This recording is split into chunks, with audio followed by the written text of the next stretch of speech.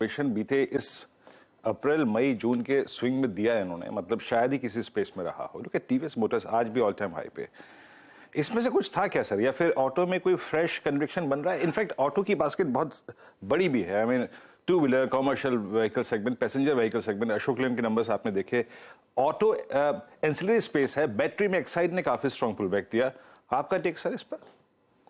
जी देखिए, ऑटो में एक्चुअली हमारा तो कंफर्ट बिल्कुल नहीं बनता है, क्योंकि हमें तो जैसे हम पहले से भी बोल के आए हैं कि हमारा एक टेम्पलेट होता है इन्वेस्टिंग का कि जहां पे आपको लॉन्ग टर्म रनवे चाहिए ग्रोथ का।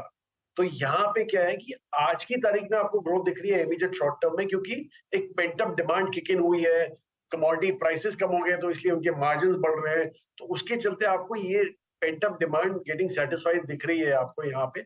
लेकिन आगे चल के ईवीज एक जो है बड़ा ओवरहैंग रहेगा। आप हमेशा आर्ग्यू कर सकते हैं हम कि हमारे एग्जिस्टिंग प्लेयर्स ही ईवीज में आ जाएंगे, लेकिन द पॉइंट इज कि वो अकेले नहीं होंगे। अभी एग्जिस्टिंग प्लेयर्स के अलावा एक इक्वली नंबर ऑफ पीपल हैं जो ईवीज में हैं, उन पर ज्यादा ही है जो ईवीज में देख रहे हैं। तो इसलिए हमें यही लगता है कि यहाँ पे कंपटीशन बना रहेगा आगे चल के।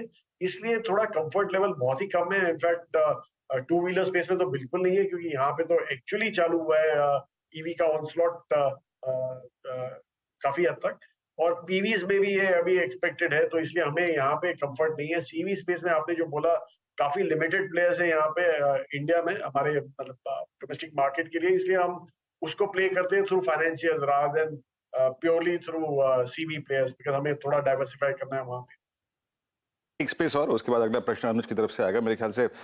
क्यूएसआर सेगमेंट में बीते 3 महीने में सिवियर प्राइस डैमेज हुआ है, but I think Westlife अभी भी करियर की ऑल टाइम हाई पे, और इन बिटवीन जुबिलेंट फूड्स बीच में जिसे कहते हैं टंगा हुआ है 464-465 के प्राइस पे।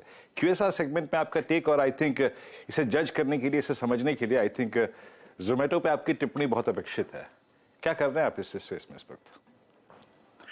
जी देखिए, जोमेटो का बड़ा ओवरहैंग जो था नहीं है, अभी भी ओएनडीसी को लेके काफी बात चलती है उसकी, जोमेटो की।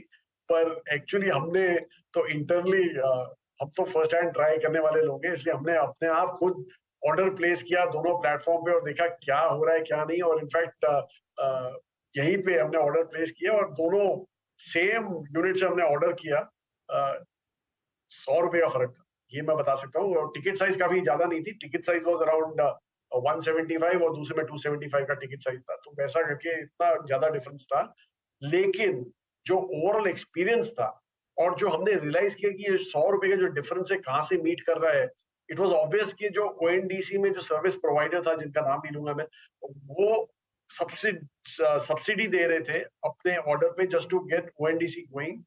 लेकिन जोमेटो का order came in like 20 minutes, और जो ओएनडीसी का था 55 मिनट लग गए, 50 से 55 मिनट लग गए उसमें आने में। और दोनों में एक्चुअली मैंने बर्गर ही ऑर्डर किया था मैकडोनल्ड से, तो इसलिए एक बर्गर बिल्कुल ही गर्म आया और दूसरा बिल्कुल ठंडा, जिसका टेस्ट ही बिल्कुल किया हुआ था। तो इसलिए मुझे नहीं लगता कि इतना ज्यादा प्रॉब्लम है। और एक्चुअली आपने जो रिजल्ट देखे, आई थिंक अभी जोमेटो भी रियलाइज किए हैं कि नाउ इज द टाइम कि आप अपना profit start capitalising on that. तो इसलिए हमें लग रहा है कि उन्होंने खुद ही बोल दिया कि अगले साल तो वो पैट लेवल पे ब्रेक इवन दिखेगा उनका। तो ये सब एक्साइटमेंट है। और दूसरा जो मार्केट है वो काफी ह्यूज है। नोबडी स्टॉप्स जोमेटो आल्सो कि वो भी ओएनडीसी में अगर जो ऑफर करना चालू करें, लेकिन अभी के लिए उनको ऑप्शन मतलब प्रॉब्लम नहीं है उसका, तो इसलिए दैट वोंट हैपन। इसलिए हमें लग रहा है कि ONDC will take a long time to play out, लेकिन जोमेटो उस दौरान इतना कैपिटलाइज कर लेंगे अपने पोजीशन पे। और एक्चुअली ग्लोबली भी देखें आप तो दो ही प्लेयर होते हैं फूड डिलीवरी में, और नंबर 1 जो होता है वो बाय फार नंबर 1 होता है, और नंबर 2 इज समवेयर देयर। आप यूएस की बात करें या चाइना की बात करें, दोनों मार्केट्स में आप देखें number 1 is 60-70% of the market और नंबर 2 इज 17-18%। तो वैसा हमें भी लग रहा है कि इंडिया में वो रेप्लिकेट ही होगा as such. And let's see from here. और दूसरा जो आपने बोला क्यूएसआर स्पेस, वहां पे आपको देखना है कि टिकट साइज किसका अफोर्डेबल कैटेगरी में आता है, और वही आपको प्ले करेगा। Because we are playing QSR में, हम यूथ के ऊपर प्ले कर रहे हैं, और यूथ बड़ा ही केयरफुल होता है अपना टिकट साइज पे। तो आप देखेंगे पिज्जा जब खाता है तब वो शेयर करके खाता है, लेकिन जब बर्गर खाता है तो खुद खाते हैं। तो इट्स लाइक दैट वे। तो इसलिए हमें लग रहा है कि वहां पे आपको ऐसे ही स्पेस में रहना पड़ेगा। ओके बिल्कुल। और मैं खुद एक्चुअली